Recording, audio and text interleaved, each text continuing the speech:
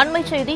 கோவை உக்கடம் மேம்பாலத்தில் அதிமுகவினர் கட்டிய கொடிகளை காவல்துறையினர் அகற்றியுள்ளதால் அதிமுகவினர் காவல்துறையிடையே வாக்குவாதம் ஏற்பட்டிருக்கிறது. கட்சி கொடிகளை அகற்றிய காவல்துறையினருடன் அதிமுகவினர் வாக்குவாதத்தில் ஈடுபட்டதால் அங்கு பரபரப்பு ஏற்பட்டிருக்கிறது. இது தொடர்பான கூடுதல் விவரங்களை வழங்குவதற்காக செய்தியாளர் மணிகண்டன் இணைப்பில் இருக்கிறார். வணக்கம் மணிகண்டன், விவரங்களை பதிவு பண்ணலாம். வணக்கம் வினிதா.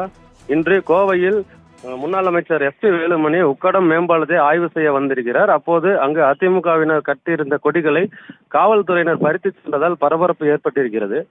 அதாவது உக்கடத்தில் புதிதாக உக்கடம் முதல் ஆத்துப்பாளையம் செல்லக்கூடிய ஒரு பாலத்தை முதலமைச்சர் மு.க.ஸ்டாலின் நேற்று திறந்து வைத்தார். இந்த நிலையில் முன்னாள் அமைச்சர் எஸ்.பி. வேலுமணி அங்கு ஆய்வு மேற்கொள்வதற்காக வருகை தருவாக இருந்தது. இதற்காக அந்த பகுதியைச் சேர்ந்த அதிமுகவினர் அதிமுக கொடிகளை கட்டியிருக்கிறார்கள்.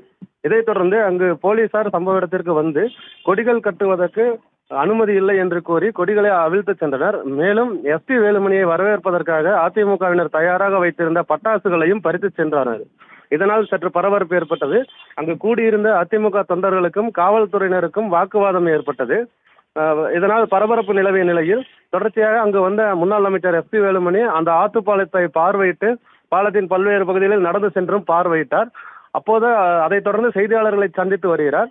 இதில் அதிமுக காலத்தில் அந்த பாலம் கட்டப்பட்டதாகவும் பாலம் வேலை முடியாமலேயே திறப்பு விழா கண்டிருப்பதாகவும் அவர் தெரிவித்திருக்கிறார். வினிதா, விரிவான விவரங்களுக்கு நன்றி மணிகண்டன்.